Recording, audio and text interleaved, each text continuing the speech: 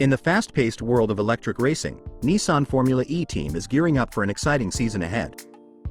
Preparations for the 2023-24 AB FIA Formula E World Championship are in full swing, and the team is set to test their mettle at the Circuit Ricardo Tormo in Valencia, Spain, from October 24 to 27.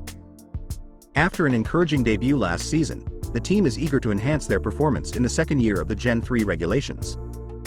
Sacha Fenestraz, the Franco-Argentine driver, aims to build on his promising debut season and start the new year on a positive note. Oliver Rowland, a British Formula E race winner, makes a return after 2 years away, aiming to familiarize himself with the team once again. The week will also feature a rookie test, with simulator and development driver Luca Giotto and Alpine Academy member Victor Martins showcasing their skills. For Season 10, Nissan Formula E Team is bringing back their iconic cherry blossom livery, paying tribute to their Japanese heritage.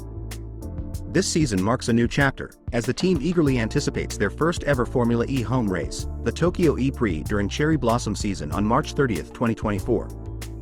Tommaso Volt, the managing director and team principal, expressed excitement about the upcoming tests and emphasized the team's commitment to continuous improvement. Sacha Fenestraz: "I'm looking forward to testing, getting back on track, and preparing for my second season with the team."